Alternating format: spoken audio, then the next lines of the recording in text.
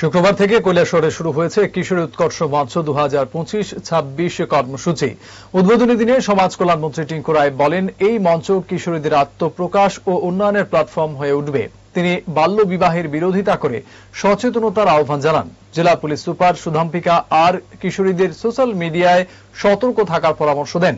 অভিভাবকদের ভূমিকার কথাও তুলে ধরেন। উপস্থিত ছিলেন জেলা সভাধিপতি, জেলা শাসক সহ অন্যরা। দুদিনব্যাপী এই কর্মসূচিতে কিশোরীদের ক্ষমতায়নের বার্তা উঠে আসে।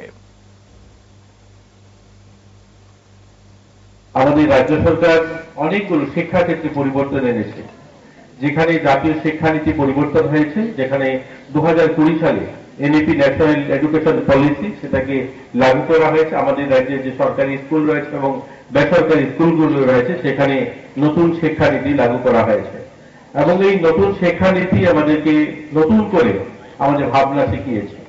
আমি একজন রাজ্য সরকারের মন্ত্রী হিসেবে বলতে পারি, আমাদের রাজ্যের যখনই আমরা দেখতাম আমাদের চাকরি বা বিভিন্ন সরকারি যখন সুযোগ আসতো, সেখানে যেমন গ্রুপ ডি তে চাকরি হয়েছে, সেখানে আমরা দেখেছি যে গ্রুপ ডি তে যে 2500 চাকরি হয়েছে সেখানে প্রায় 5 থেকে 600 এরকম ছেলেমেয়েরা চাকরি পেয়েছেন যারা মাস্টার ডিগ্রি করেছেন।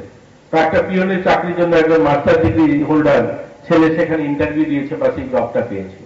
এটা কোনো সম্মানজনক বা সেটাকে আত্মনির্ভরতা আমরা বলতে পারি।